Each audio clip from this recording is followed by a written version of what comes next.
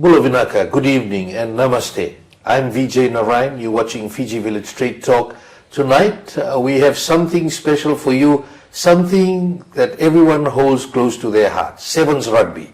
And who better to talk about Sevens than the current coach of the Fiji Airways national Sevens team, Osea Kolinisau. Osea, thank you very much for accepting our invitation to come to the show.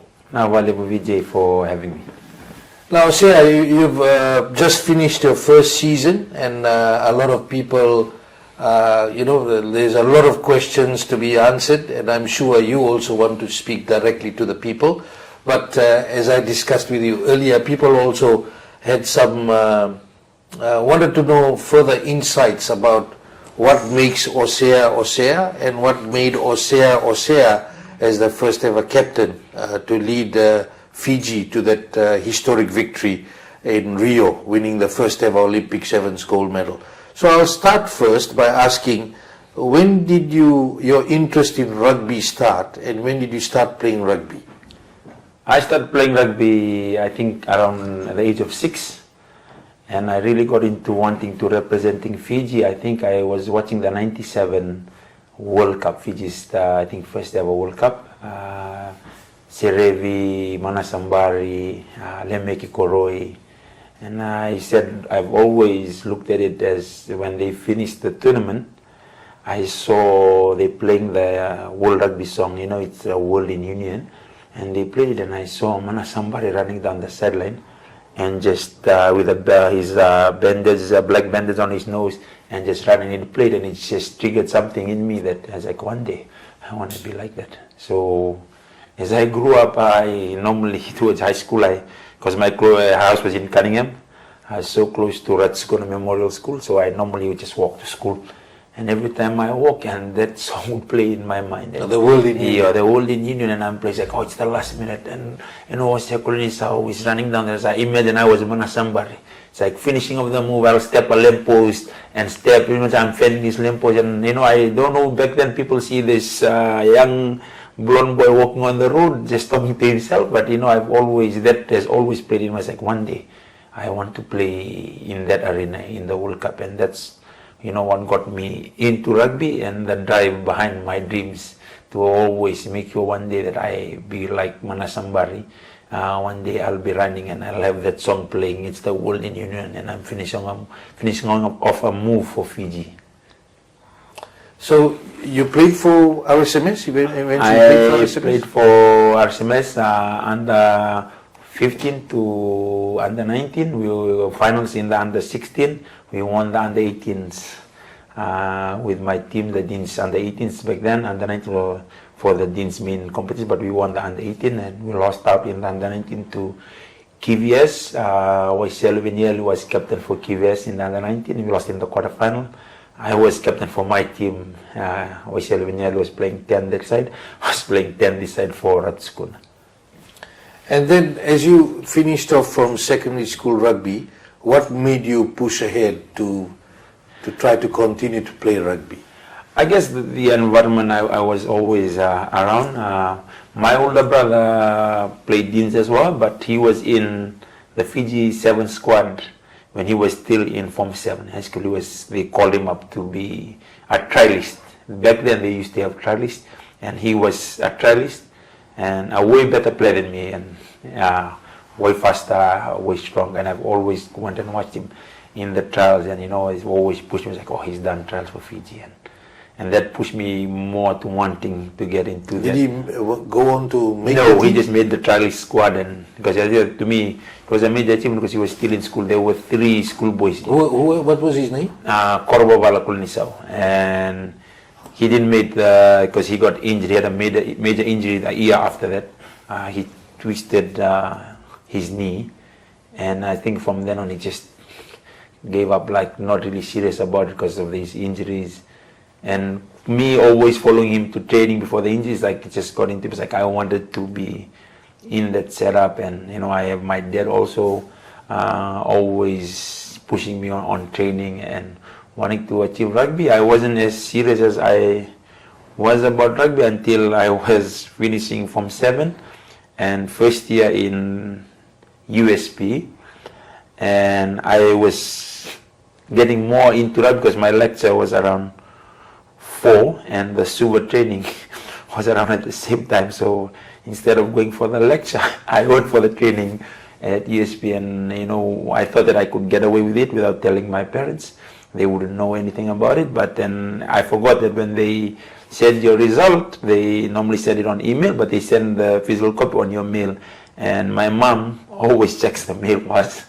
And I came back one day and I saw a sitting, said, envelope open, yes, envelope. Secret was out. Yes, and they said, oh, we've got your result is so that you didn't see 2 of your exams. And then I just sat down with them and we had a chat after that semester. I said, what happened? I just told them, I've just went to training. I am enjoying training more and I've loved it. It was the same time, so I chose to go training. And then we talked about it with my dad. It's like, why don't you just give me a year to find out? Because I was a 20-year-old, straight out fresh out of school, and I made the SUVA senior team. And I was so small back then, but the likes, like I said, in my first training session I went with my dad, I had the likes of Waisale Serevi, Marika Vunimbaka, Setafano the cow in that SUVA team back then. And when I got up and I saw them, Cyril Nangelavuki, and I just told my dad, like, let's just get in the car, let's go back. I wanted to give up because I saw the names and how small I was back then. And I said, I'll just play for the under-20s. I won't play for the senior team. And I just said, just go and just give your best shot. Just go, don't worry about it. So I took his advice and I just went, and I talked with him, and my mom said, just give me a year, let me pursue this so I can know that if I don't make it, I can focus all my attention into school. And just like, I tried it. I didn't want to regret, what if I had gone that way. So I was still thankful that my dad agreed to that, and he just told me right on the next day. I was still asleep, 5 o'clock. I get a wake-up kick from my dad, just get up, you want to play rugby? Let's go get on the road. So I started running on the road with him, always, and that just sparked everything for me. The sacrifice he paid for my gym. I always, they said, you're so small, you need to get into the gym. And all the difference it will make for you to get stronger, because I wasn't that big. So he paid for my gym membership, so I did that every day. My dad, I go road running, and I remember always running. Some people, they look at me on the road, they'll giggle and laugh, oh, this guy's so small, what he's trying to get at. So I just, nobody knew about me back then. Maybe the people didn't know that there was a gold medalist running, and I just kept doing what my dad did, and just said, son, there's always going to be someone stronger, someone faster than you, so you have to train at their level, not at your level, someone more skillful than you, someone more fitter than you. So every morning that was our program, just wake up, 5, get running, lunchtime I go to the gym. Your dad played a big part in your life, a big motivator. Yes, I think I wouldn't be where I am if it wasn't for him. I would have given up rugby as well. When I missed out the Rugby World Cup, I didn't make the Rugby World Cup. I was supposed to make it in 2009, got injured. And then 2013, I was a non-traveling reserve. And to me, it was tough because I was playing so well. I topped our fitness test. And just in the last minute, knowing that, I got dropped, and they took a player that was in training, injured, and then I was like, oh. And then I just told my dad I wanted to give up rugby, because to me, like I told you, I wanted to play rugby because I watched the World Cup. I watched the 97 World Cup. The World Union always, that was my goal. My goal was to always make the World Cup, and it didn't happen, It was there, then just to know I didn't get in. To me, it was unfair the way I didn't get in. Non-travel, I was like, non-traveling reserve. It was so tough to swallow. I came home and I talked to my dad. I was crying because my dream just shattered away.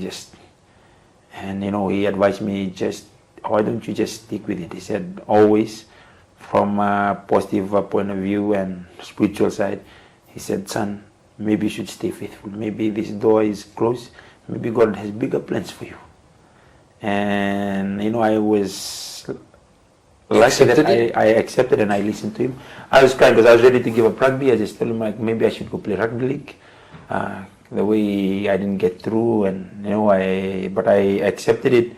And he said, God helps in every situation. Right now, you're mad, you're angry, and you're answering. I asked, like, you told me, be faithful. You told me, train hard, work hard, God will open doors for you. And I said, it's right here. I said, why didn't I get through? In life, you'll have that.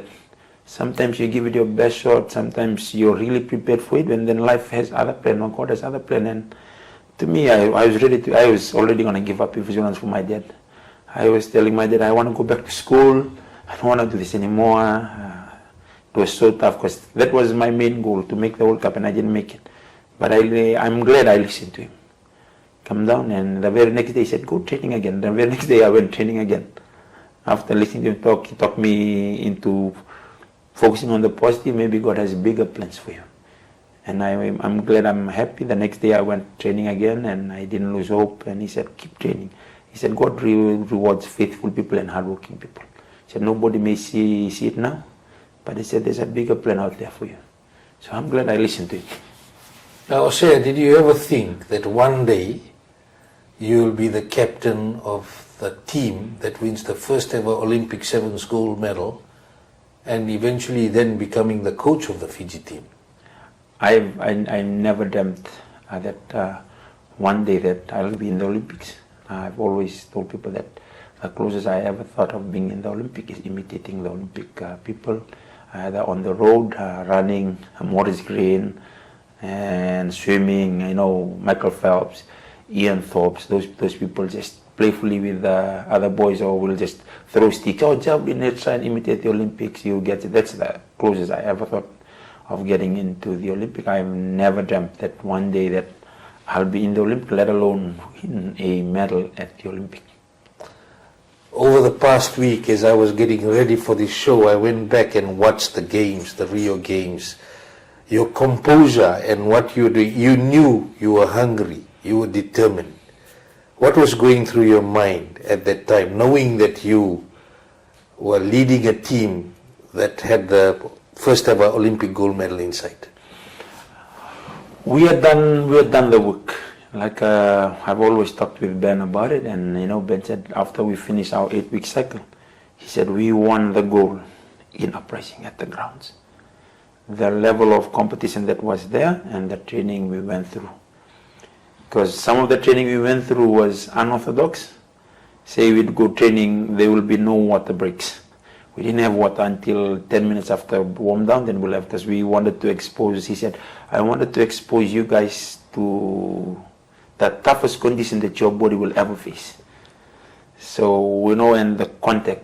And when I talk about contact, in that contact we did, we had the likes of Wasnadalev, Bill Mata, Ice Katanimbao, Nemani Nangusa, Joshua Tuisova. And I said that, I've never gotten hit in the World Series where I felt it, but I felt it in uprising, the hits I got in uprising. I got smashed by Tuisova and I just let go of the ball. Made a break on the sideline, I was calling P2, I give the ball early, I know I can run around him. Then P2, I just pulled the ball across, pulled Noni across, and I said, okay, I'm going to switch. And when I switched, I saw Vitokani coming across. I said, I step him, I'm all through, but I didn't see Tuisova coming. So I stepped Vitokani, left step in, and Josh just came, boom, and I just threw the ball. I got up and I got so mad at Pio. Should have given me the ball, I should have ran instead of cutting in. And Tuisova just started laughing, and he said, I knew you were going to step Oscar, and I said, the hits I've gotten in uprising is some of the hits I've felt. I've never felt those kind of hits in the World Series. I got hit, but in uprising, the hits you felt was more painful than the one you hit in the World Series, that we got so used in that intensity that, it made it easier for us to go and play. And like I said, we've done the work, and all we know is like the composure is just, we needed to make sure we're in the right mindset. That was always my job as captain, making sure we're all on the same page, making sure we're understanding what did we need to do, what everybody needs to do. I'm always conversating and chatting at the boys, just making sure we're not panicking. No matter what happens, don't panic. We got it under control. Just make sure we're not panicking, and we know our processes. And I knew if all the boys were in the right mindset, composed, and nothing will be difficult for us. You've also gone through a transformation of rugby with players getting contracts now. I think when you started, they were not contracted players. I think during that phase, then it must have come in eventually now to sevens players actually getting contracts and getting fully paid. What have been the major positives, knowing that pay and allowances were lingering issues in the past? I think now when you're in contract, it's in black and white, and you're assured of getting it. In contract, black and white, you're assured of getting it, and players push more to fight for their contract. It's like at every 2 weeks, a fortnight, I'm getting paid if I work hard, and I fight more to making sure that I get a contract for a year, and I know that my family will be looked after. I'll get my dues paid in time, and I think that has changed a lot because boys now know there's something. Like I said, it's something constant or something assured. It's not something, I don't know if I'm going to get my pay this week, and if I'm training well. This is something that it's like I'm working hard. I've already signed my contract. If I work hard enough, I'm going to get what I'm supposed to get, and I don't have to worry about I'm just getting allowance instead of before you're always on allowance. Just if you're in camp, they count the days you come to camp. But now like I'm contracted. I work. It's part of work that I do, and it's a reward, especially knowing that I can train well, and knowing my family will be looked after.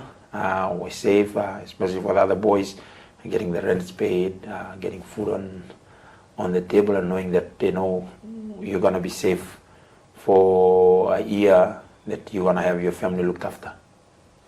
You're watching Fiji Village Straight Talk. I'm Vijay Narayan. We'll be back after this break. About 20 years ago, we had a major drug bust, and you would remember, you would have been part of the operations at Laudala Beach. A lot of people in Fiji did not know what was methamphetamine. And what we are picking up on, people are saying it's readily available. Just an issue in relation to General Secretary. Was that a tactical move that he ejected himself from Parliament? Personally, it's unfortunate. How are you dealing with those police officers who may be allegedly involved in this? Vijay, no one is above the law.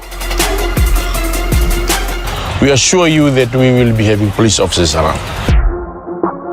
As a result of that bad policy, by the end of this month, we would have lost close to about $70 million in government revenue. Bula Vinaka, I'm Vijay Narayan. This is Fiji Village Straight Talk. Fiji Village Straight Talk with Vijay Narayan. Watch it live on the Fiji Village Facebook page and YouTube channel. Welcome back. You're watching Fiji Village Straight Talk. I'm Vijay Narayan. Our guest tonight is the coach of the Fiji Airways national sevens men team, Osea Kolinisau, and also former captain of the first ever Olympic sevens gold winning team. And Osea, just before this, talking a lot about the road to Rio, for him personal, quite a few challenges there and the successes, something that will be memorable for the rest of the life of you, your family, and of course the people of Fiji. Now, reflecting on your first full season as coach, Osea, how would you assess Fiji's performance in the HSBC 7 series? One whole year has passed now, and to me, it's been, what would I use? We're not consistent. It's like we found it in Dubai, we found it in Singapore, and something we wanted to be, make sure that we are consistent in the way we play, and we lost out in the semi-finals, and in Perth we lost out in the quarterfinal. With all the boys we talked about, I wanted discipline and consistency, something I wanted to build into our squad, to make sure we're consistent on our standards, consistent on the way we behave and the way we play. To me, it's been inconsistent. You can see it in our game. Winning in Dubai, Cape Town semi-final, lost again, then we semi-final in Hong Kong, and then win in Singapore, and then hit LA it's tough one to swallow, the one in LA. We had a lot of close-up. We didn't win a game in LA. To me, that was a tough pill to swallow, especially as a coach, and because we've worked hard throughout the season, and we wanted to target LA. To me, LA was always the championship, and I wanted to target it, but we have some things that we are not control of. We didn't have control is the injury. I didn't expect us to have that much injury to our core members of the squad that I was hoping that we're going to be ready to go. And, looking back now, didn't have much depth that we started off with, and that's something we wanted to build on. And to me, it's finding myself also in the first year.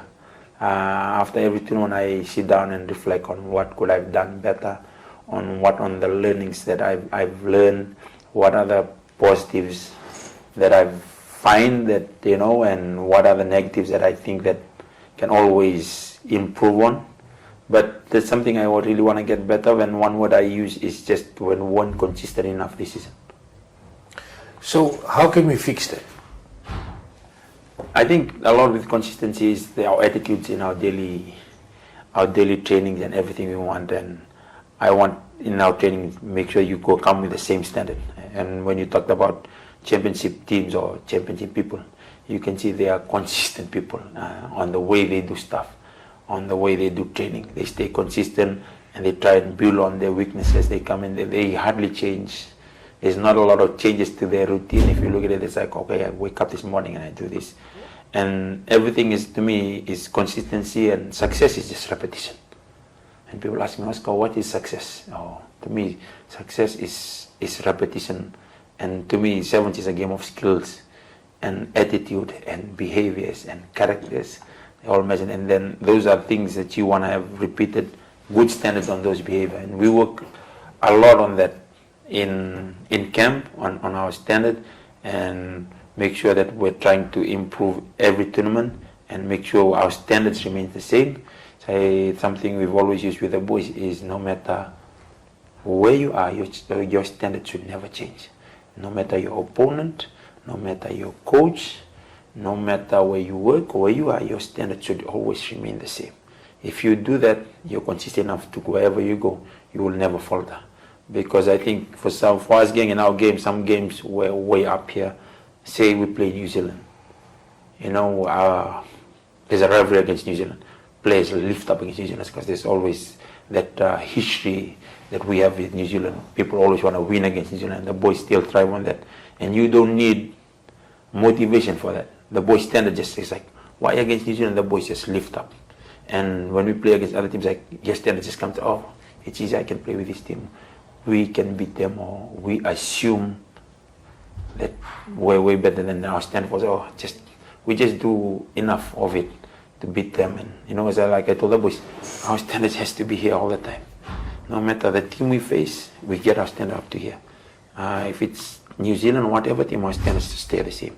We shouldn't drop our standards just because we think, it's an easy game, or just because we assume we've already win, or we assume we come out of the process, they got a red card. We already won this game.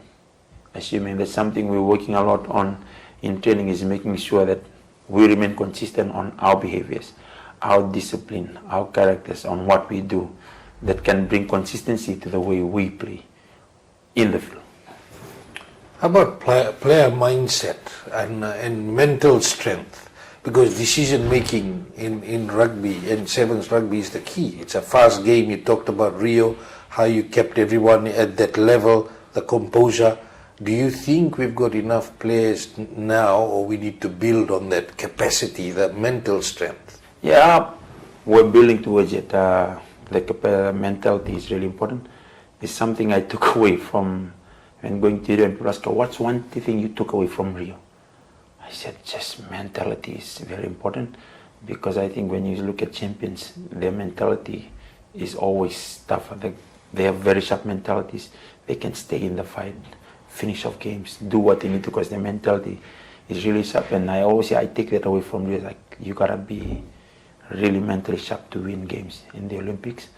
And that's something I told them, was like, we had mental fortitude training and everything, and good leaders around that always gets the boys on mentality. And that's something we found that a bit, like I said, we found it in Dubai, we found it in Singapore. It's like, we have it, it's building on it, it's like building on it, make sure that everyone's like, this is the right thing to do. We're trying to get it back, like I said, we're trying to build to get it back, that we have that mental fortitude strong enough to finish off games. If you watch our games this season, we've lost games in 30 seconds to go. We're leading. 30 seconds to go to finish off, with the mentality to have that, okay, let's finish off this game. We gotta be tough enough to finish it. We've lost the game in the dying seconds. Last minute they score.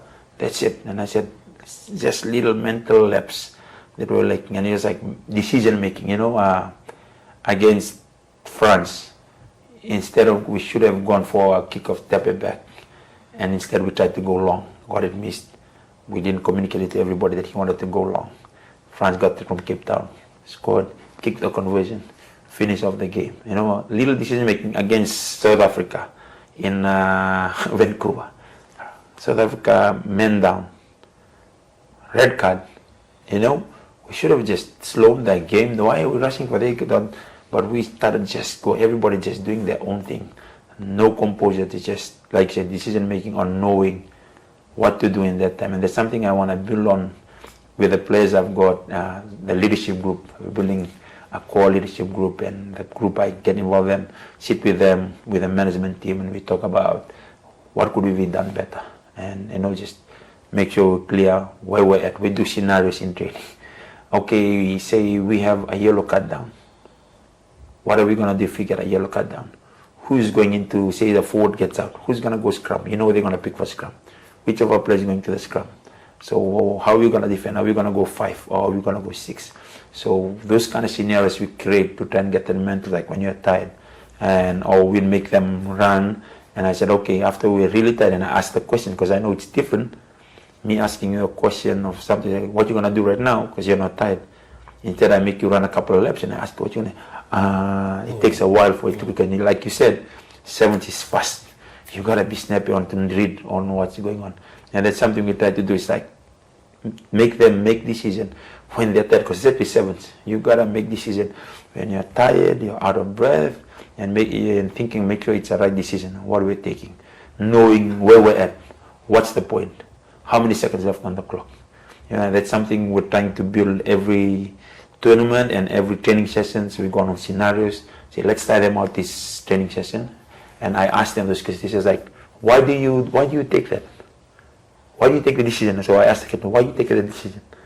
To see, why he's taking it, not just making the decision for the sake of making it. And I like to find out what his mind is going through right at that moment. So why couldn't you have gone for a line-out when we had a better line-out? Our line-out was one of the best in the competition. And why did we go for a scrum? There's 30 seconds. Maybe we could have gone a line-out. We can eat maybe 40 seconds. Kick, walk slowly. And there's something, and like I said, it needs to be built back up. And I said, for a while we've lost it, and we're trying to find our way into it. Everybody's an individual. I said, we're trying to find a way to do things. And I said, this is a team sport. Everybody has a part to play. And I told him, although there's a captain, there's always be got a couple of group leaders in there that's got to help the captain out. Maybe he's tired. I said, maybe we do this. And there's something I really want to build, is the mental fortitude I need. And this is the first year, and I wanted to build maybe next year to the Olympic, that when the Olympic comes around, that we're mentally sound as a team, making the right decision at the right calls when we need to. Now, Fiji had not won the Dubai 7 since 2015. Actually, we last won it was when you were captain. What specific strategies did you implement to break this drought, and how did the team execute them when you won in Dubai? Yeah, we got back. I needed to, especially setting our standards right again. Our strength, you needed to build strength. We had a very good pre-season. We built 10 weeks of, we had 6 weeks of just gym, then 4 weeks you got into camp before Dubai, because I know this game is getting physically, other teams are getting bigger players, stronger, faster, know how to play, and we needed to match that. And like I said, we needed to create a culture where everybody's on the same page, like on creating the right standard. And I had 3 debutants in Dubai, and we've been together for a couple of weeks, in my understanding, and playing. We played tournaments before that. We played in the Matasot tournaments. We won that before we go. I just wanted to get them to gel, get to know each other, knowing the competition we were going to play. And then when we hit Dubai on our first 2, I needed to find out my combinations on what I think was the best combination. Then something happened in the first game. I said, okay, change it and maybe let's try this combination. It'll work out for us. And then when I found that we flowed much better with the boys. We were just, our mindset was right. Everybody was on the same mindset. We weren't panicking. I was happy to see the boys, even when the team scored first, I was happy to see them singing. I said, it's okay, like them calming themselves down, not panicking. Our parents are panicking button. We had our right communication. Everybody talking, everybody knowing the role they need to do. And, we stayed in the fight on all those games. Against France, time's up, stayed in the fight. We finished that game off, and, we dusted a good Argentinian side in the semifinals. And to me, we just prepared right, got the right mindset going with the boys, although we had 3 debutants, but all the boys did what we needed to do. We trusted our process, trusted our communication, and trusted our defense, and that worked well for us in Dubai. And after the disappointing LA Sevens, you have cited communication. Again, communication is one of the issues, lack of depth, as key issues. How are you addressing these challenges? When we came back, I talked about we wanted a strong team in LA. I wanted a very strong side. And I was hoping to get that in LA. And I know after Singapore, I was happy the way we played, because like I said, we played more on the flair. We wanted attacking more, the off-road getting picked up. And, youngsters grew in Singapore, and then I just had hit by a curveball in injuries. I had Sheramatana out, Talavolo, I had Vionan Devalo, then I had Bose and Ratu Sukuna, which was 5, and they were 5 players that were in Hong Kong and Singapore that learned from. And then I needed to say it was not major injuries, but I couldn't take them because I asked my management team, what percentage are they in? Can I take them? Would they survive if I take them this weekend? Like, oh, this one is on 60%. I tested them out. So we test them out. Let's see how he does, and and how strong he is. Because I always tell the boys, I wouldn't take a player that's 80%. I would take a player that's 100% always, because you give me more 100% than a player that's 80%. And I've always said to teach the boys, having justice for the jersey. If you know that you're not going to give you 100%, it's just own up to it and just tell us, rather than just wanting to go for the sake, I'm going to go and I play, then you're not really yourself. And there's something I really wanted to change. I really needed to get my A team in, but I had a chance to play the youngsters. I said, okay, we're injured now. How are we going to approach this? We got injuries, and I said I needed to build depth. And I got Nawai, Masori. I had 3 debutants in LA, and I know people will question. I was like, it's a world championship. A lot of the teams, they didn't have changes. And you have changes. And I was like, I was forced to have a change. But then I said, how can I build for the future? And it's like, you could have tested them out in the other tournaments rather than throwing them. I said, how can they learn? We can see if they got it or no. I was like, to me, it's like, if you train well and you're performing well in training, I was like, I'll give you a chance. I said, show me what you got. It's your chance to stand up. I said, coach, I can stand up. People say, he's young, he shouldn't have gone. How can he learn? And how can I know if he's got what it's like? It's a major tournament. And I said, what if that happens at the Olympics? What if this year was the Olympic and I don't have depth? If I got a lot of injuries in the Olympic, what would I do? Would I have depth? Do I just go back and look? I said, I need to build depth. The goal was always 2028 for me. When I got in, it's like 4 years. My goal is to try and make sure that when we reach 2028 that I have the depth I want. And I put the youngsters in. I talked to the youngsters after the game, and one of them was crying, and I said, look, it'll only make you better a player. I know you're young. They said, this doesn't define you. It doesn't define, because he was said that, we didn't do well. And I said, don't think about the negatives on this thing. I know you wanted to play well, and so we always played under pressure. Like I said, we didn't have that experience. If you saw the team in LA, we were the least experienced because of the changes we had. And like I said, the communication, we didn't have the depth. And then I said, what if we had the depth? I asked the players and the management, what if we had the depth? What if we took the east side from Singapore? What if there was no changes? You know, they're all what ifs. And I said, but this is contact sport. There's bound to be injuries. And I wanted to build, if this thing happens again, I want to make sure that I am prepared for it. Like if we had these injuries in the Olympic year, do I have the backup towards it? I said, yes, I have the players I've been building up for it, and I can choose those players rather than just, okay, I'll test our players here. Rather than testing our players, I know I have seasoned players that I've already bred through the system that can step up when we have major injuries in the squad. So it's a long game for you to get your depth right for major tournaments like the Olympics.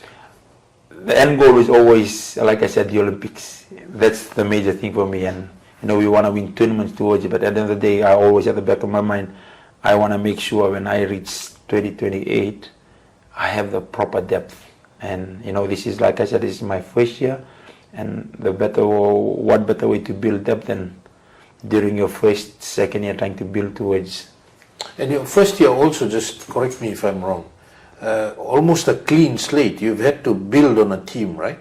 You haven't had a team like for example when Ben Ryan came in, there were players already there playing sevens and had exposure already.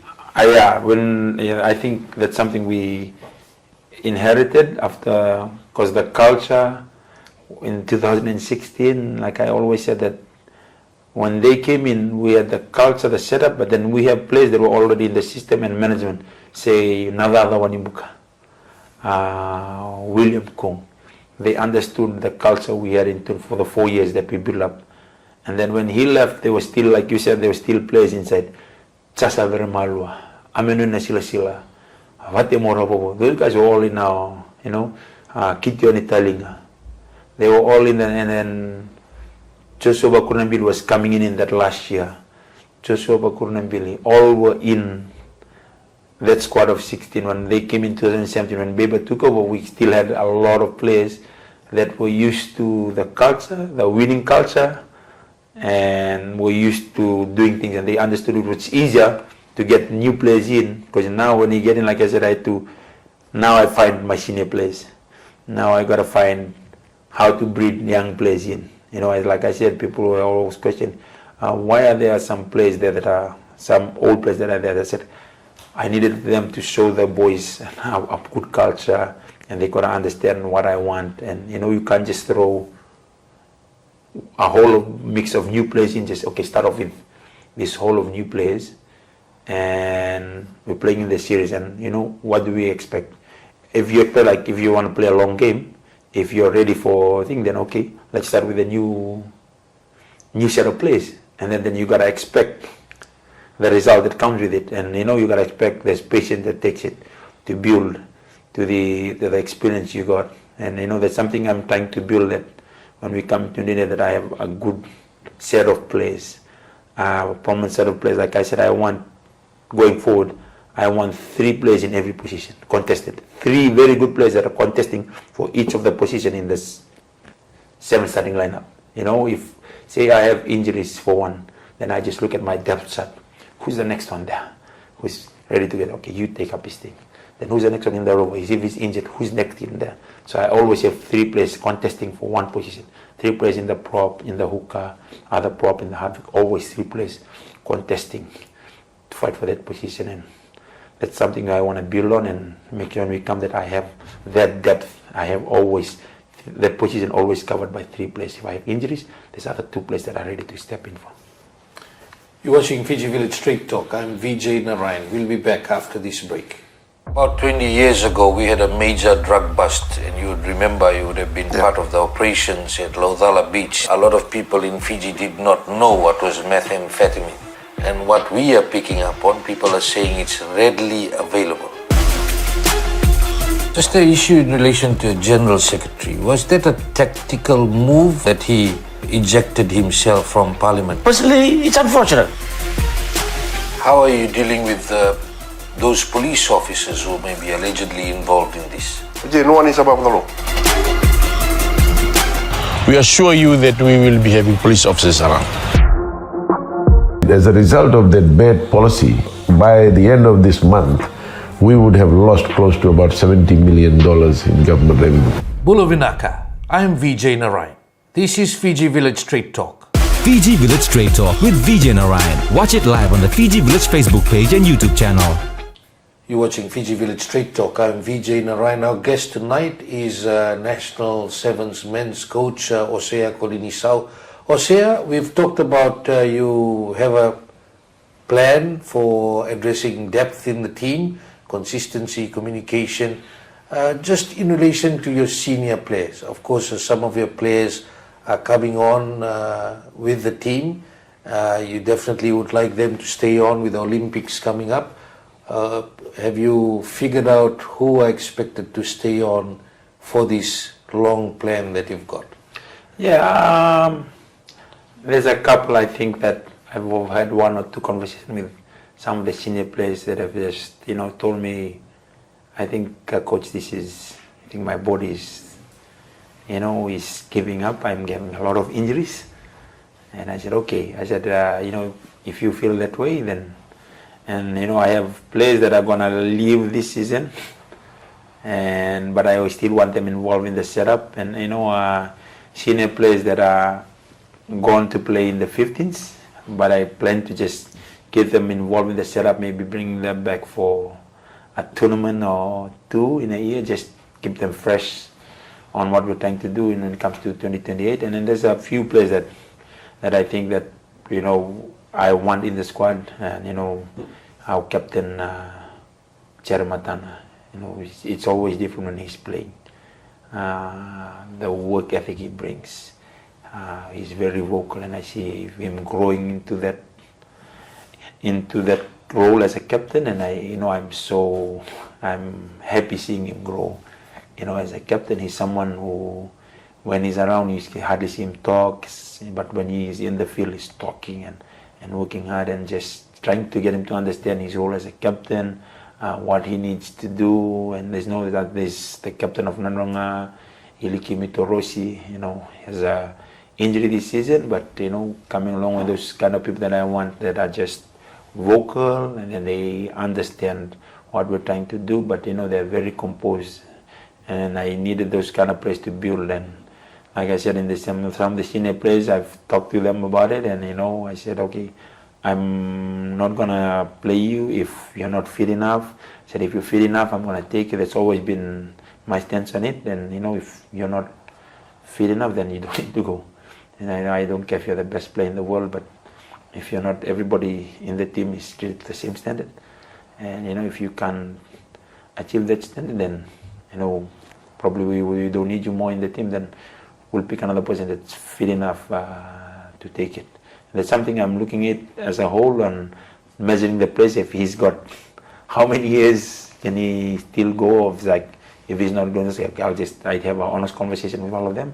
It's like, I don't see you giving in the effort you're supposed to. I just see you dropping it in, and I think it's better for me. And I was like, although our relationship is good, but to me, I've said I've always to the team. My allegiance is to the team, and not to the relationship we built over the years. But I say, if you're not good enough, then I'm not doing justice to the team, trying to just justify the reason why you're there. Because I said, no, everybody should do the same standard, and I want the same senior players that I built. When they get to 2028, are the players that are going to drive. Not only that, they're going to carry their weight and help us map out our thing for the youngsters that come in, and make sure that we're ready when 2028 hits. So, who are the senior players who are leaving? Let's just leave it at that. I think it's better some of the senior players just leave it, and they should announce it themselves when they get it. And I think there's a couple. And we've talked about it, and I said, it's up to you guys, and it's none of my business, and I want for them to just say it when they're ready to say it. And My question in relation to, you talked about preparation for Rio, where you were really battle hardened before you went. Are you using some of those strategies in your plan going forward? Yeah, we use some of the strategy, and I talk a lot with Ben Ryan. We talked every now and then about it, and I ask him, like, I'm going through this right now. And, it's always good to know that I have someone that I can talk to, that, that have gone through it. Ben Ryan, and always have Gareth Weber also on the line, just, okay, what do you do when you face this and this kind of thing? So always messaging, picking their minds about it, because they said to me, I respect the experience they've both had for Fiji. They're both gold medal winning coaches, and I was privileged to have that. To me, that when I step into the role, that I have two minds that have already gone and done it. And we want, like I said, like you asked if we use some of the strategies, we've used some of the strategies. Like, we need to be battle hardened. When we train, make sure we're training to the intensity of the tournament, of the series we play. Because if we're not playing on getting into that intensity, then it's no use, because we play in that intensity. So when we get into the tournament, you're used to that intensity, you don't struggle. And that's something we've used in the Olympic as well, making sure we're training at the intensity measured in the GPS. We find out with the trainers, are we achieving our mileage? Is the intensity okay, or no, we're not? And the trainer will come, Oscar, we're not hitting our intensity today. It's just a bit, we dropped it, and make sure, okay, let's try and hit it every day, hit the intensity. If we want to do contact, this is the contact of the series, this is the intensity they play on, and we make sure either we hit that or we're hitting above that. And I find that really prepares the boys well for the tournament, especially in terms of intensity. How are you working with the Drua franchise, knowing that you can lose players, some of your players, that has started to happen, but also there's a Drua development structure where you are also getting some of the players from there. How is that working out? Yeah, I'm thankful to the Drua franchise, to Glenn Jackson. We sat down and, before the season, you wanted to talk about about us using some of your players and you using some of our players. And, at the end of the day, to me, I've always told the boys, like, use the sevens to further your rugby career. And, I've told them, but I will never close the door for any of you guys. If it's time for you to leave, to go to the Drua, I'll be happy, and because I know that you're growing in your rugby career. But I was happy that they opened up their development side as well. Sat down and said, look, we have our development side, and not all of them will get a lot of game time in the season. And we talked about it, and I said, what if I use some of your development side to get them exposed? And Glenn Jack needed some of them to expose to international competition and to see if they got it. What better way than sevens? I said I got Basialo and Isaiah Nawai to come this season, and we trying to build on that relationship and further strengthen it by using a lot of they have their pathways. If they're not getting a game time, then it's like, I'm happy to come see them. It's not that they're guaranteed a spot. So I get them come and train and see if you got it. And I have Master Nadar there also.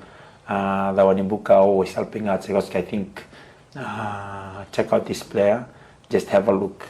And he said, I think he might be good for sevens. Just make sure, just bring him in and see if you like him, see if he has it in him to play in the sevens, or if we don't use them in the squad. But they said they want them to learn and the culture we have.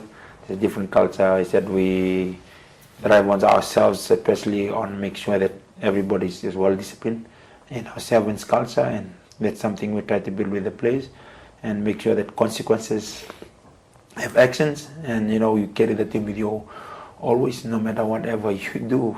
We're all involving all of us, our organization, and that's something we really tell the boys. It's make sure you're not representing yourself, you're representing all of us when you come into our culture. And I'm really thankful for the Drua, and I hope we build a bigger, strong relationship on player exchanges. You have stressed along the way of having a one tournament at a time mindset. How does this approach help the team mentally and tactically going forward? we had a bigger picture, always looking at the bigger picture of the players, and we're going to make sure we always have eyes on a bigger picture, and especially on the series as a whole. And it's like, but when we reach the tournament, it's always like when we reach the tournament, we cannot have our eyes on the bigger picture because we have something immediately at the tournament we got to play. It's part of our bigger picture. So bigger picture, and then we have goals. Say we have our bigger picture is the 2028, the Olympics, and then we have our yearly goals. It's the series for 2025, and then from the yearly goal, what's the monthly goal, the tournament goals. So we always approach it when it comes to a tournament. It's always approach if we play in the tournament, making sure we know what we want for that tournament, what is our goal for the tournament, but at the back of our mind, knowing that we're fighting for the series as well. And because we don't want to mix up our mind, we're looking ahead, then we lose focus on what's right in front of us, and that's something you're assuming, oh, we do better here, when you're not focusing on what's right in front of you, because we live in the present and not the future. And that's something you want to focus on. Then when we get into the games, we tell the boys, make sure we're focusing on one game at a time in this tournament, and we're focusing on this tournament. When we're done, we'll talk about it, what went wrong, then we see where we are at our bigger picture, at our end goal, okay, that we're here after this tournament, and the points we need. And so we've always tried to stress this, to making sure we're not overthinking things. When it comes to the week of the tournament, we focus on the tournament and the games we're going to play. But in the weeks leading up, on all day, we have a bigger picture to the boys, always knowing like, what's the bigger picture, what's the goals you get, what are your own personal goals. We ask the players, what goals you want to achieve out of this. So that's always been us. So when I talk about a game at a time, it's like on that moment, and then that tournament, we focus on that tournament, and we focus a game at a time. To be a coach of the Fiji Sevens team, a lot of people have said, even Ben Ryan, Gareth Baber, it's a tough ask, because you have all these other coaches, the fans who are sitting and watching every move, and of course then with social media, it's taken it's taken it to a different level now. Everybody is now commenting as well. How do you manage that? Because it can get very stressful, and especially when the team is not performing well. Yeah, I have a good support system, with me, my family, and Fiji is really a tough ask. I know what I was getting into as a player. I know what people expect in Fiji, because we've been setting the standards in the Olympic, winning gold. And when I say that, I mean that, because winning a silver medal felt like a loss to us. I had to remind the players, look, we won a silver medal at the Olympics. You gotta be proud of that. Not a lot of people get to do this. And the players, they're so disappointed because we're so used to seeing the gold color in that first 2 years, and that's something I gotta tell the boys. Was the expectation of Fijian fans, and they don't care about a development team. It's like, it's a Fiji Sevens team. You should be performing. You should be winning.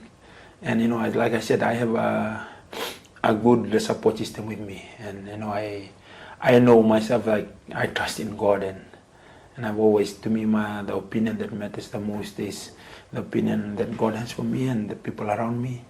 And I make sure that those people, they matter. And I also know that you're entitled to your opinion. You can't control it. Everybody is entitled to their opinion, and Fiji knows rugby inside and out.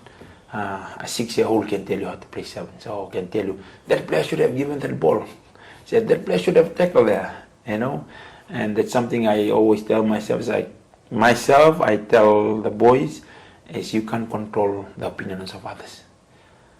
I said, but you can sway their opinion by the way you act and the way you react. And to me, it's always just do the work and let your work speak, because action speaks louder than words. But to me also, like, if you're gonna talk about rugby, especially on the boys, and I know my management team just stick on rugby, and they have families as well. I know there's personal attacks on some of the boys, their families, and like, boys have families too. And if we're talking about rugby, it's okay, just stay on rugby, and just please just know that boys have families, and just refrain from personal attacks on them, their loved ones. And I know you're entitled to your opinion. Nobody can ever change that. That's your opinion. But if we're gonna comment on rugby, please just Stick to rugby. stick to rugby. Just don't get personal with the boys' family or the management's family. Just stick to rugby, and that's it. And just know that people have families and we're connected. Everybody's connected in this world. The people of Fiji definitely, as we said, are passionate about sevens rugby. What's your what message do you have for them as the team pushes for more titles? What do you want from the fans? Just the support for the boys. Keep praying for the boys, and just know when the boys lose, we don't plan to go and lose. And like I told the boys, you can prepare as well as you can, but life throws you curveball, and you gotta know how to handle those curveball. And the boys, they thrive on the support of our fans. And some of the boys, I know that some of them, what you say means a lot. Some of them take it personally, and I always tell the boys something we're trying to deal with is learning to control those influences, and knowing that those things don't define you. And I always tell the boys, like, for the fans, like, some things you say, it might be, you might say it out of you're not happy.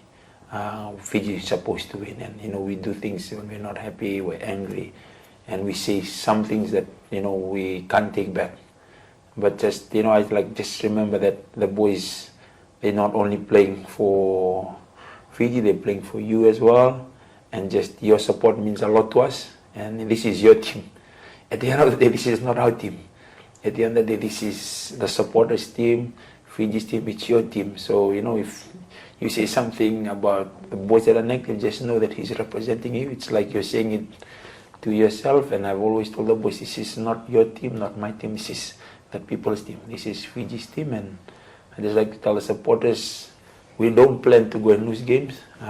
Sometimes, like I said, it's opportunities we don't take, and some things that decision makings that we make in the game. And we always plan, like I said, at the end of the day, we always go with the mindset of trying to go and win the tournament. But just knows that support has mean a lot to us, and your opinion can lift or sway the boys' mentality. And like I talked about with Vijay, mentality is really important. And some boys, they thrive on that. Reading something positive from you can lift their spirits. And I'd like to say that we finished year one.